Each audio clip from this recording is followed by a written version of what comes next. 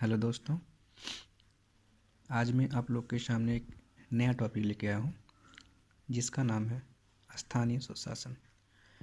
तो स्थानीय स्वशासन के बारे में जानते हैं।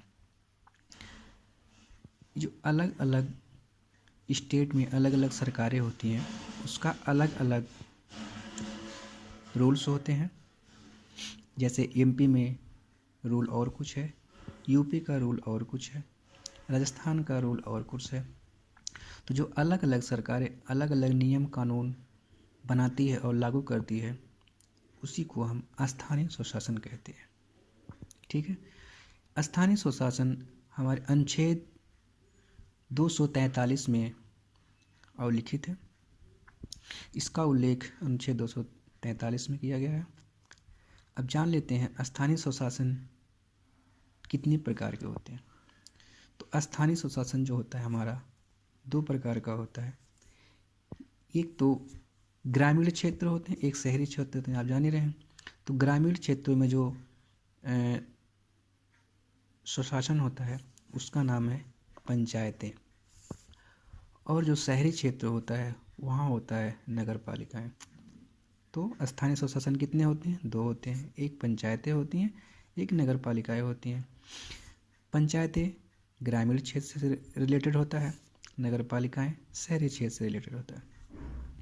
अब देखते हैं पंचायतें जो हमारे संविधान में आया, ये 73वें संविधान संशोधन द्वारा आया था। किस में आया था? 73वें।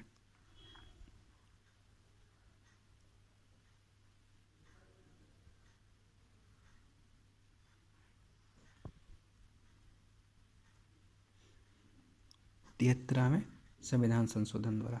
ठीक। और नगर पालिकाएँ जो आया था ये 74वें संविधान संशोधन द्वारा।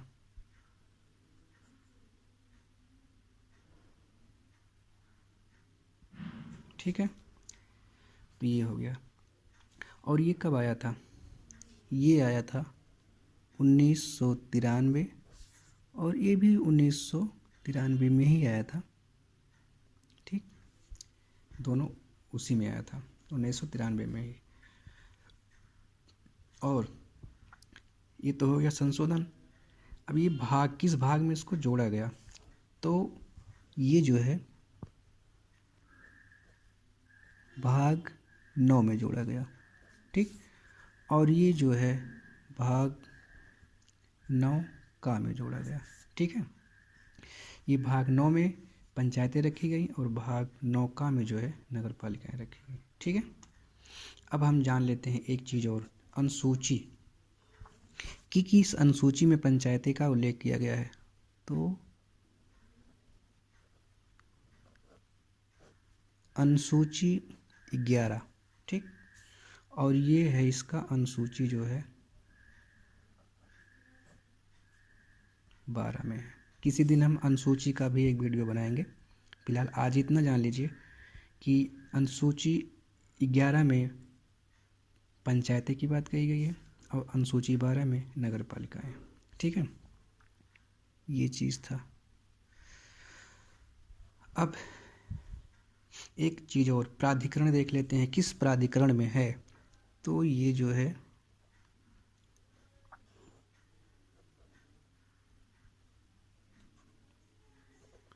प्राधिकार इसको बोलते हैं, प्राधिकरण नहीं प्राधिकार।